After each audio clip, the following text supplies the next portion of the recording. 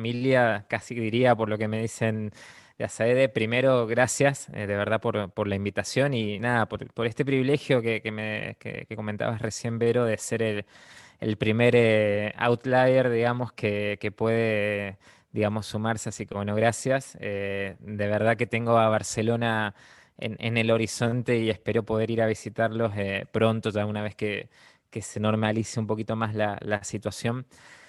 Em, Quisiera no hacerlo tan solemne a esto, entonces en la medida que por ahí vayan surgiendo preguntas, yo no voy a poder ver el chat porque nada, en mi pantalla tengo más que nada la presentación, pero bueno, Vero, si ves que hay alguna Sí, pregunta, y de tranquilo. nuevo, ya que somos poquitos, que si alguno quiere directamente decir, che, tengo una pregunta sobre tal tema, Ujú. de más está decir, bienvenido sea. Quiero empezar un poquito charlando de un caso que a mí, como dicen ustedes allá, y siempre me gusta esta palabra, a mí me flipó la primera vez que lo conocí. Tuve la suerte de viajar a Medellín en 2017 a conocer particularmente el ecosistema. Y una de las primeras cosas que conocí acerca de ellos es un poquito su historia en cuanto a que durante la mayor parte del siglo XX tuvieron mucho foco en lo que es la parte textil, lo que es esa economía tradicional basada en commodities y que con la apertura que fue, digamos, común a varios países de Latinoamérica entre los 80 y los 90, muchas empresas directamente terminaron yéndose y la ciudad quedó, o sea, lo que es Medellín, rodeada de montañas, con un cierto nivel de aislamiento y aislada respecto a lo que es el puerto y logística, quedó en una situación difícil. Y eso dio lugar a estas imágenes que representan lo que probablemente la mayoría de nosotros durante una enorme cantidad de años asociamos con Medellín, que es la droga, la violencia, los asesinatos. Y Medellín tiene el triste récord en el 1991 de haber sido literalmente la ciudad más violenta del mundo, con una tasa de asesinatos per cápita de 381 asesinatos cada 100.000 habitantes. Récord, yo tenía, o sea, yo ya vivía en esa época, digamos, no es que fue hace un siglo atrás, tuvo el triste récord de ser a raíz de todo lo que se había generado la ciudad más violenta del mundo. 20 años después, que 20 años no es nada y a la vez es mucho, estos fueron los principales titulares respecto a Medellín. En 2013 particularmente fue nombrada la ciudad más innovadora del mundo, ganándole, esto por el Wall Street Journal, ganándole a New York y ganándole a Israel como el lugar más innovador del mundo. También en 2016 fue nombrada la mejor ciudad para vivir de Latinoamérica. Y estamos hablando de una ciudad que 20, 25 años antes era la más violenta del mundo, por lo cual el cambio fue radical, ¿sí? La verdad que a mí me flipó esto, sinceramente me llenó de inquietudes respecto al por qué. Y si uno charla con ellos, lo que a uno le cuentan más que nada cuando le dicen por qué lograron a eso, por qué lograron llegar a ese punto, es porque en el momento en que tocaron fondo, se juntaron los principales CEOs y empresarios de la ciudad con los rectores de las universidades que estaban en la ciudad y con el alcalde y los referentes del Estado que estaban presentes en la ciudad y dijeron, no voy a ser tan grosero porque esto se está grabando, pero bueno, dijeron, dejemos de lado nuestros egos y nuestras cuestiones particulares y empecemos a ver qué podemos articular de manera conjunta, de manera de sacar a la ciudad del pozo en el cual se encuentra. Y empezaron a trabajar de manera conjunta en esto que existe como modelo teórico de articulación, que es lo que se llama triple hélice o triángulo de Sábato, que es la articulación entre las empresas o el sector privado como, digamos, motor principal de la economía, las universidades o el sector académico como los que por un lado generan investigación y por ende generan conocimiento, pero hoy incluso hasta esa frontera está un poquito más difusa porque hay muchas empresas, especialmente en el sector de economía del conocimiento, que están generando todo el tiempo conocimiento, valga la redundancia. Y por otro lado, las universidades también como formadores de talento. Y es acá donde hoy hay una situación en crisis, porque muchas universidades están perdiendo fuerza a causa de haber una divergencia entre el modelo tradicional de educación y lo que hoy el modelo empresarial o el modelo de startup realmente necesita. Entonces esa articulación hoy se vuelve más fundamental que nunca. Bueno, eso fue lo que hizo Medellín en los 90.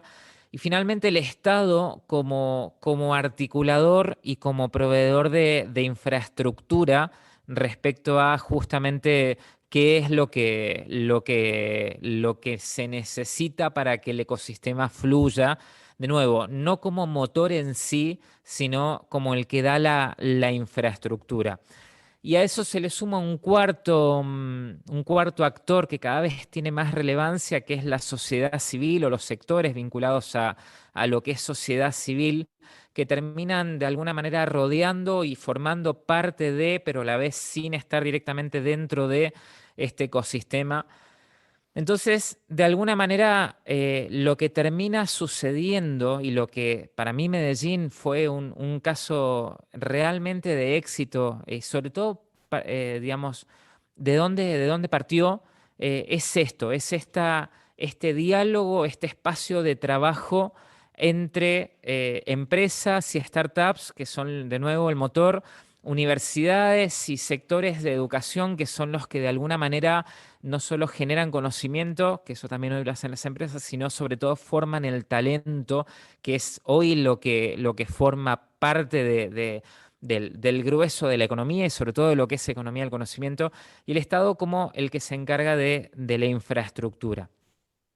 Eso, de alguna manera, es lo que Medellín para mí muestra como caso de éxito en la aplicación quizás no tanto de lo que es creatividad digamos, creatividad o todos sabemos las ideas en sí, es fácil obtenerlas, todos tenemos ideas todo el tiempo, pero lo que marca la diferencia es la capacidad de convertir esas ideas en un modelo de negocio sustentable, es decir, la capacidad de ejecución. Está estudiado y demostrado que las ideas por sí solas no llevan, digamos, a ningún lado, sino que una muy buena idea con una pésima ejecución difícilmente prospere. Ahora, una idea mediocre, pero bien ejecutada y convertida en un modelo de negocio sustentable, tiene la capacidad de perdurar en el tiempo.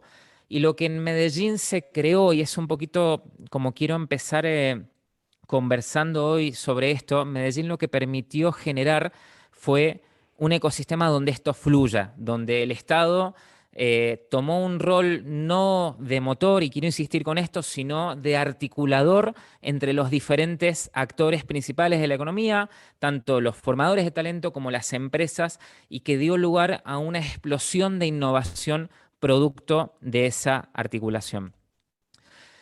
Em, Hay un modelito más que me interesa mencionarlo y me interesa traerlo sobre la mesa, que seguramente ya la mayoría lo conoce, lo ha escuchado, que tiene que ver con la innovación abierta versus innovación cerrada. Es un modelito un framework de trabajo que ya tiene cerca de 20 años, pero aún hoy cuesta muchas veces verlo dentro de las organizaciones, ¿sí?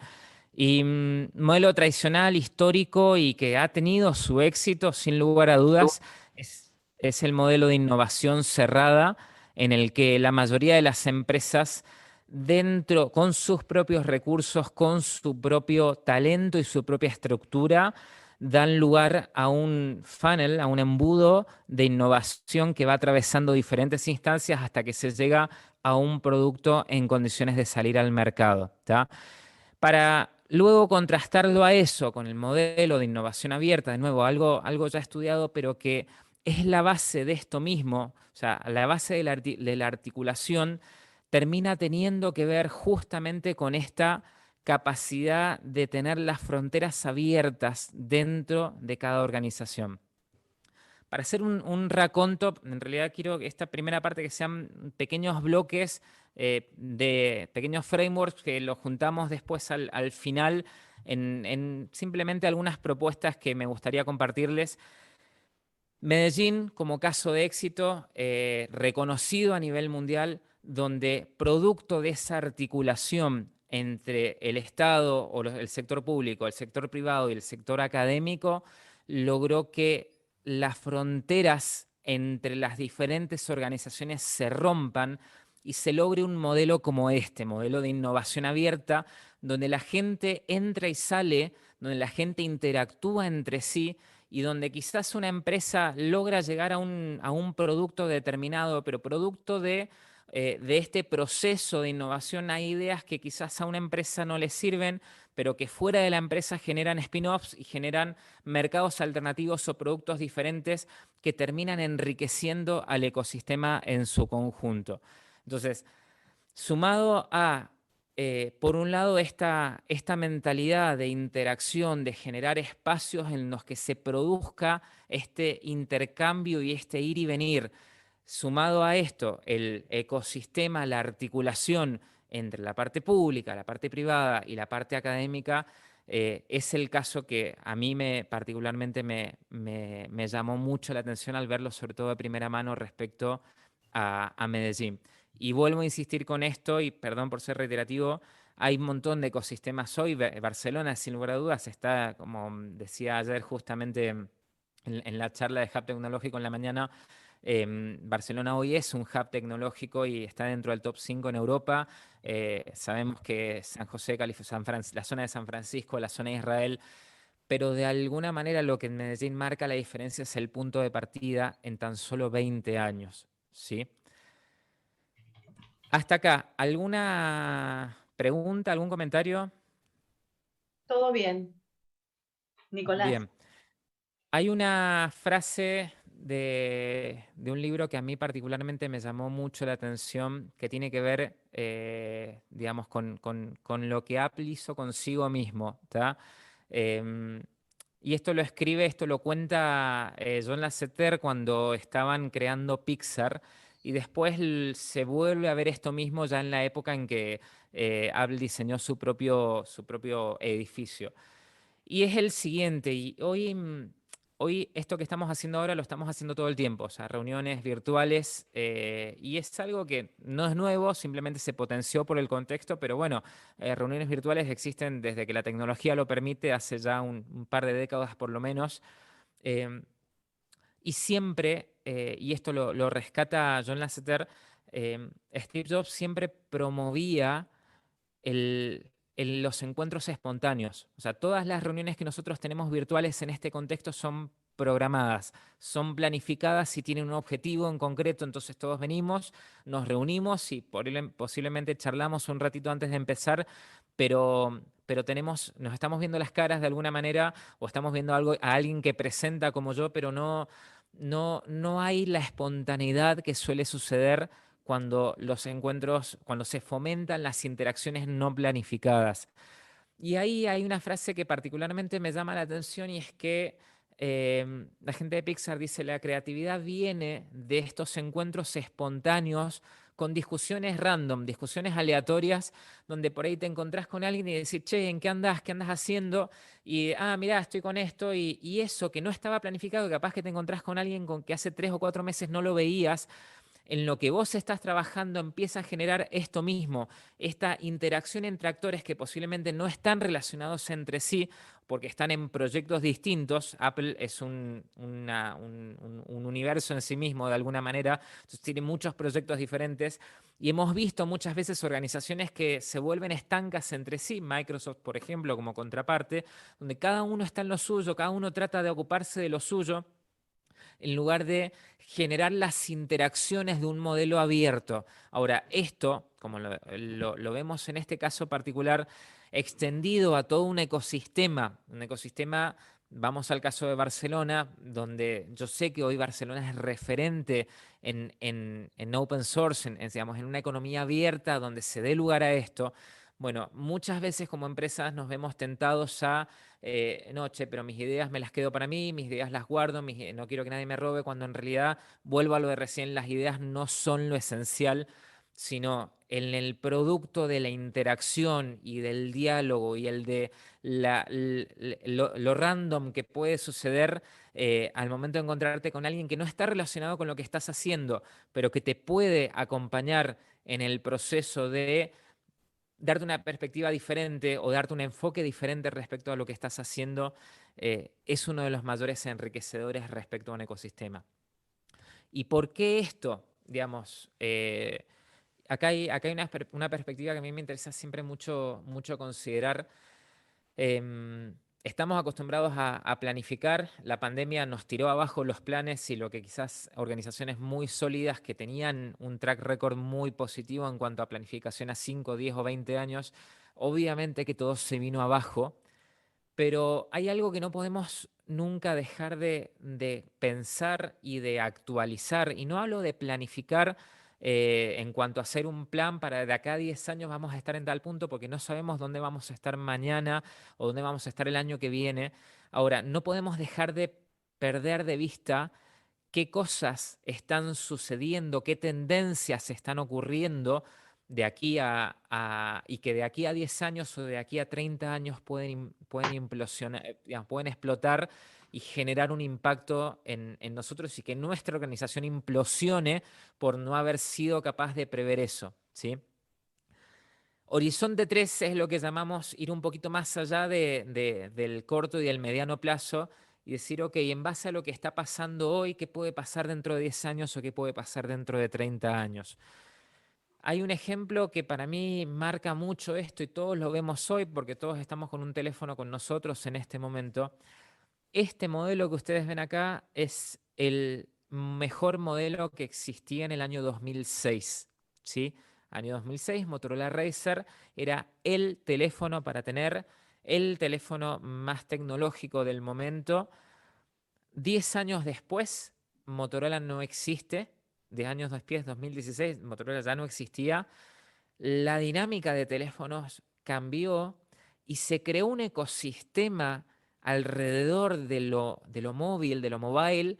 En Barcelona ustedes tienen el mobile, el Congreso Mundial de Móvil todos los principios de año, creo que en febrero, si no me falta la memoria. Tenía un amigo que para colmo había viajado para Barcelona en febrero justamente para asistir al Congreso, entre otras cosas tenía ya las entradas compradas para asistir al Congreso y bueno, obviamente no se hizo, tuvo que volverse.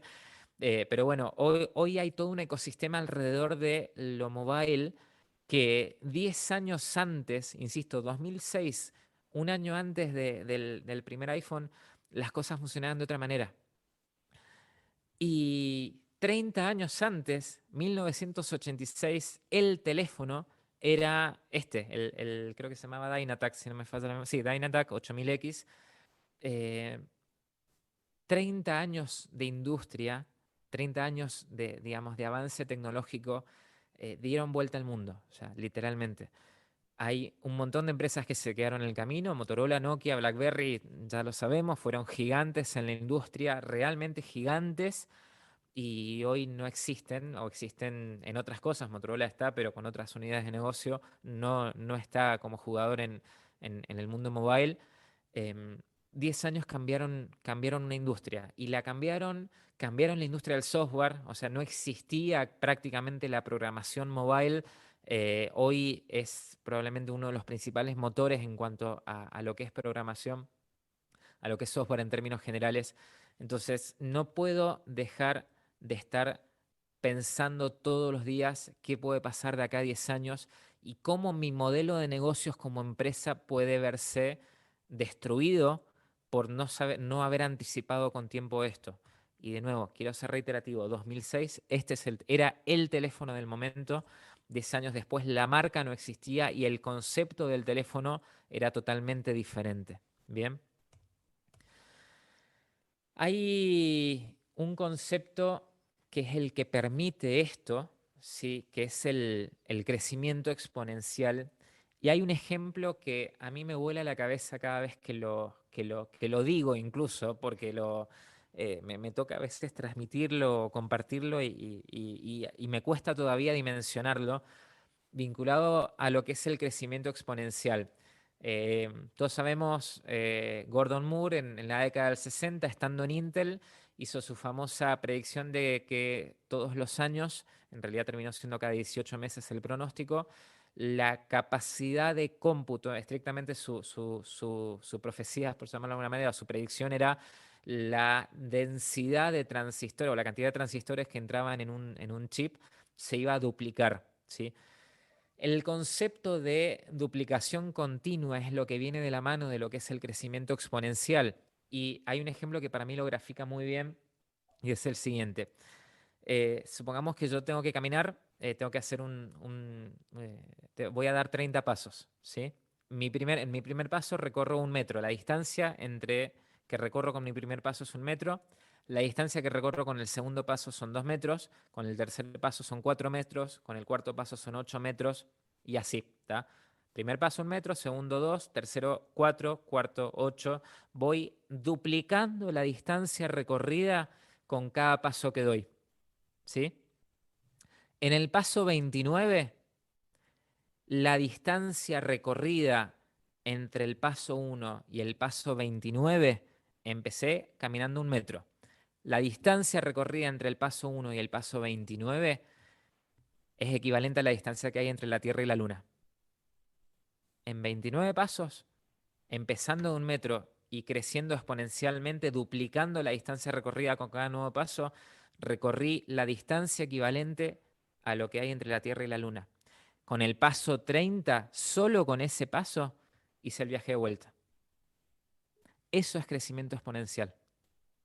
Crecimiento exponencial que de alguna manera lo vemos hoy en la tecnología, lo vemos en el poder de cómputo, lo vemos en la capacidad de almacenamiento de dispositivos, en la autonomía, en la duración de dispositivos, y que una década atrás las palabras del momento eran estas 5 que tenemos acá. De hecho, se creó el concepto SMAC hace una década, es Social, Mobile, Cloud y Analytics. Big Data y Analytics son conceptos muy relacionados.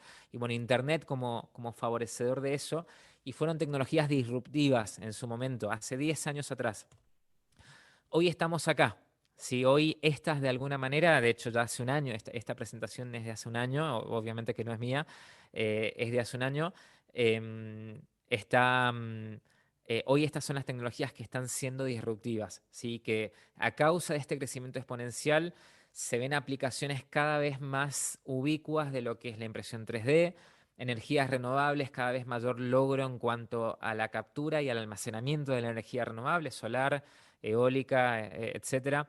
Internet de las cosas, la explosión que genera eso, los sistemas cognitivos vinculados a lo que es inteligencia artificial y al machine learning, bueno, el uso de drones, realidad aumentada, todas tecnologías que hoy están siendo en este momento disruptivas y que están creciendo de manera exponencial y transformando industrias prácticamente de manera diaria.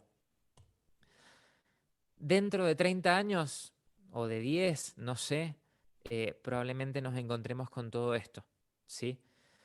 Hay una frase acá abajo, y esto es prepandemia, insisto, esto es 2019, no existía el concepto de COVID, que, bueno, existía en realidad en los ámbitos científicos coronavirus, pero no existía al menos a nivel de pandemia, que ya predecía que para 2029 la realidad virtual iba a reemplazar o a desplazar el 20% de los viajes de negocios. Sí, esto dicho por CCS Insight, para 2029, si yo soy una empresa cuya unidad de negocios principal es la venta de tickets aéreos y mis clientes principales son empresas, ya sé que hoy lo virtual, salgámonos del contexto de pandemia, hagamos de cuenta que mañana se terminó todo, la realidad es que la virtualidad está teniendo cada vez más lugar en este sentido en cuanto a desplazando cosas que hoy son parte de muchos modelos de negocios. ¿Cuánto más lo que puede llegar a pasar de aquí a 10, de aquí a 20 o de aquí a 30 años con muchas de las cosas, de los conceptos que hoy son solamente prototipos, como los que vemos acá? ¿Qué puede pasar de acá a 10, de acá a 20 o acá a 30 años? Y si yo estoy únicamente interactuando conmigo mismo de una manera endogámica, en la que me retroalimento a mí mismo o dentro de la organización en la que estoy, veo todos los días la misma película, esto me lo voy a perder, ¿sí? Porque van a empezar a pasar cosas y van a empezar a suceder tendencias que no las voy a ver y que me van a dar vuelta mi modelo de negocios como le ha pasado a varias empresas. Vuelvo al ejemplo de los celulares. Son solamente 10 años los que transcurrieron entre 2006 y 2016 y los dos teléfonos que puse ahí fueron respectivamente el Motorola Razr de 2006 y el iPhone 7, que era el que salió en 2016. En 10 años cambió, son menos de 10 años, pero bueno, viendo este horizonte 3, en 10 años cambió radicalmente la industria de los teléfonos celulares. ¿Qué va a pasar conmigo mismo, con mi caso? ¿Está? ¿Hasta acá alguna pregunta? No, esto ya entramos a la última partecita. Empiezan a temblar un poquito las piernas con las previsiones, ¿cierto? ¿No? Marcas que han desaparecido, es brutal, Nico. Es muy bueno. Es historia, pero es historia que si yo, en lugar de mirar lo que ya pasó, me miro a mí mismo, no puedo dejar de preguntarme qué voy a estar haciendo dentro de 10 años y si tengo una estructura rígida donde adaptarme cuesta, bueno, lo vimos este año con muchas empresas que no sobrevivieron a este contexto. Yo acá, y ya como para cerrar, les traigo 5 pequeñas propuestas que son de alguna manera estudiadas, y esto basadas en un estudio de Harvard Business Review, de aspectos o elementos comunes que se ven en organizaciones en las cuales la innovación abierta está presente. Y que el talento que tienen es el que permite este bottom-up. O sea, hay un concepto dentro de lo que es intrapreneurship que establece que el verdadero intrapreneurship no es que la empresa está innovando y son los directivos de la empresa los que están todo el tiempo diciendo vamos acá, hagamos esto, hagamos aquello. El intrapreneurship es el que sale de la base, digamos, de la base hacia arriba, el bottom-up, y que se da lugar a que los mismos colaboradores de la empresa estén dando espacio hacia esto. Primera propuesta, y es hasta un cliché, pero lamentablemente no puedo dejar de mencionarla porque muchas veces nos lo olvidamos, y es que siempre, invariablemente, salvo que estemos en el 1% de la frontera de conocimiento y que podamos decir, ok, en este momento no, pero quizás más adelante sí, salvo eso, en el resto siempre hay una mejor manera de hacer las cosas, ¿sí? Hay una leyenda, no sé si es cierto o es real, pero me sirve para graficar esto. Hubo un secretario de Estado norteamericano bastante polémico, pero bueno, estuvo y fue una persona real que se llamaba Henry Kissinger y que hay una leyenda que dice que en su momento encargó, estábamos creo que en plena, estaban los estadounidenses en pleno conflicto con Vietnam y pidió un reporte, un informe, digamos, exhaustivo de la situación. Y se lo pidió a un subsecretario, él era secretario de Estado, entonces le pidió a un colaborador de él un informe. Entonces esta persona empezó a trabajar, a investigar, etcétera, etcétera, armó un pequeño libro con todo lo que había podido investigar, se lo entregó a este tipo, a Kissinger, y a los 2 días le volvió su material, le volvió el informe a este subsecretario con un cartelito que decía tendrás que mejorarlo, ¿está? Tendrá que mejorarlo. Entonces, bueno, ok, este tipo medio presionado, se puso a nuevo, empezó a agregar, empezó a sumarle cosas, a agregar más informes, qué sé yo. Lo volvió a mandar a los 2 días, vuelta otra vez con el mismo mensaje, tendrás que mejorarlo.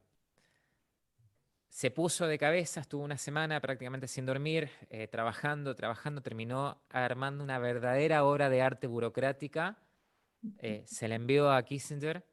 Es más, y esta vez se la fue a entregar en persona, diciéndole, mire, señor Kissinger, hasta acá es lo mejor que he podido hacer. Y la respuesta de este hombre fue, ok, en ese caso creo que por fin me podré sentar a leerla. O sea, no la había leído previo a enviarle esos 2 mensajes diciéndoles tendrá que mejorarlo, partiendo de este principio, de que siempre hay una manera mejor de hacer las cosas. Y si no estamos todo el tiempo como organización, como startup, como emprendedores, pensando hoy mi propuesta de valor, cómo podría mejorarla como si fuera nuestro cliente el que nos está diciendo tendrás que mejorarlo. No te dicen qué, pero siempre tenés algo en que mejorar. em, es un problema. Número dos, eh, escuchar y escuchar y escuchar todo el tiempo lo que nuestros clientes tienen para decirnos, ¿sí? Em, Hay una historia, y esto sí sé que es real. La gente de Airbnb, uno de los founders, no me acuerdo exactamente cómo se llama, cuenta que 2011, 2010, 2011 estuvo unas semanas trabajando él en el front desk de atención al cliente de Airbnb, porque quería de primera mano él entender cuáles eran los problemas que tenían sus clientes, ¿sí? Muchas veces nos pasa de que nos desvivimos por conseguir inversores, entonces vamos y pichamos nuestro proyecto a este inversor y a este otro inversor y a este otro inversor y vamos y tenemos decenas y decenas de reuniones con inversores y descuidamos a nuestro cliente, cuando en realidad el que verdaderamente nos ayuda a determinar nuestra propuesta de valor es el cliente. Entonces, la segunda propuesta es todo el tiempo escuchar y escuchar y entender lo que... No hacer un focus group, porque un focus group, el cliente muchas veces no sabe lo que quiere y es una realidad. Pero si nosotros entendemos y vemos lo que él está haciendo y comprendemos sus inquietudes, sus problemas o incluso las cosas que valora, es en ese momento en el que empezamos a poder decir, volviendo a lo anterior, ah, mira, esto se puede hacer mejor, esto se puede hacer mejor, esto también se puede hacer mejor. Y no porque vino y me lo dijo un inversor para que esto sea más barato y genere más rentabilidad, sino porque me lo dijo mi cliente, que es que el que finalmente después me va a terminar comprando. ¿Sí? Número tres, colaborar, y volvemos al tema de innovación abierta, a lo largo de la innovación, a lo largo de la organización de nuestra empresa e incluso más allá de la misma, para generar el concepto de polinización cruzada, ¿sí? Es ya también un concepto hasta cliché, pero no deja de tener sentido si nos limitamos únicamente a la endogamia nuestra y a retroalimentarnos a nosotros mismos. Sí, se crece y sí, se puede tener éxito y hay muchas organizaciones que lo han tenido. Ahora, con la velocidad de los cambios de hoy, si vemos, la mayoría de las organizaciones endogámicas son del siglo pasado, ¿sí? Y les ha ido muy bien, porque la velocidad de los cambios era totalmente distinta. Dado lo que estamos viendo, lo que vimos recién del crecimiento exponencial y lo que se prevé para los próximos años, si nos limitamos únicamente a nuestro entorno conocido y no activamos esa polinización cruzada, es un problema. Y puede venir una situación como la actual que nos puede dar vuelta por no estar preparados. Número cuatro, también esto, no estoy diciendo nada nuevo con esto, pero así todo muchas veces no se da lugar a esto y es darle lugar al fracaso dentro de la organización, darle lugar a que nuestros colaboradores intenten algo diferente porque a ellos se les ocurrió con el altísimo riesgo de que fracasen y que por ende no es que fracasen, fracasaste, anda a tu casa, laburá el fin de semana y terminá de hacer lo que estás haciendo, sino con consumo de recursos reales de la empresa, de nuestra organización, de nuestra startup, estar dispuestos a decir, ok, bueno, si fracasas, está bien, vamos a tener que pagar esto, vamos a tener que pagar aquello. Obviamente hay una metodología para esto, porque si no, digamos, tal cual no hay que tomarlo literal en que hacemos lo que cada uno quiere, pero sí dar lugar al fracaso, a que como nuestro colaborador dice, che, mira, encontré que esto que hoy lo estamos haciendo así, se puede hacer de esta otra manera y se puede hacer mejor. Y no sé, pero bueno, te doy lugar, probalo. Quizás fracasemos, pero te doy recursos, te acompaño, te doy tiempo, te doy mi soporte como para que puedas hacer eso. Si esto no está, vamos a tener una organización rígida, una organización donde muchas veces son nuestros mismos colaboradores los que están en el día a día y son los que pueden llegar a saber efectivamente qué cosas están funcionando y cuáles no. Y como último tema, también relacionado con lo anterior, porque todo está bastante relacionado entre sí, dar, digamos, no solamente permitirla, sino fomentar esa toma de riesgos y fomentar este tema de opiniones divergentes. Y no sé, hay decenas de historias para contar de esto. del típico, sí, yo fomento las opiniones divergentes y qué sé yo, pero cuando estoy yo, que soy el jefe y les pregunto, todos me dicen lo que quiero que me digan. Y cuando viene algún tercero y quiere dar lugar a que se diga algo diferente, no, che, bueno, pero de esto no se habla porque, bueno, pero pará, o sea, a ver, pongámonos de acuerdo, ¿sí? Entonces, quinto y último tema, empoderar empezando por nosotros y a nuestros colaboradores, a esa toma de riesgos y a permitir que las opiniones divergentes fluyan de un lugar a otro. Resumiendo entonces, siempre hay espacio para mejorar, siempre siempre, y es el mayor activo que podemos tener como organización, escuchar a nuestros clientes y escucharlos y conversar, charla abierta, llamarlos por teléfono, conversar con ellos. Generar la innovación abierta, es decir, generar eventos, generar hackatones de organizaciones similares a nosotros, a SAEDE, que permita que sus propios, supongo que ya lo están haciendo, perdón, aquí sí hablo quizás de la ignorancia, pero dar lugar a esta interacción cruzada y hagamos un evento en conjunto o este proyecto, hagámoslo de manera transversal. Yo les comentaba antes de empezar que estoy trabajando en generar negocios desde el Polo TIC Mendoza con empresas de fuera de Argentina y no quiero lograr esto de, no, o sea, no tendría éxito, al menos a mi expectativa, si lo único que haría sería puentear entre un cliente y un proveedor que puede satisfacer la demanda de ese cliente. Sí, eso es fácil, o sea, no es problemático, se puede lograr. El desafío es, no, pará, este proyecto, esta empresa que es la que mejor hace esto y esta otra que es la que mejor hace esto otro y esta otra que es la que mejor hace esto otro, bueno, entre los tres, cada uno con sus culturas diferentes, con sus formas de trabajar diferentes, con sus maneras y recursos distintos, encarar el proyecto en conjunto. Eso te permite que los colaboradores de las empresas estén trabajando entre sí, se conecten, se vinculen y se genere esta polinización cruzada, porque yo, colaborador, me junto con el colaborador de otra empresa de mi vecino y, che, y esto vos lo estás haciendo así, sabes que nosotros lo hacemos así, y entre los dos terminan llegando a algo mejor. Y por último, dar lugar a esa iteración rápida y permitir la toma de riesgos.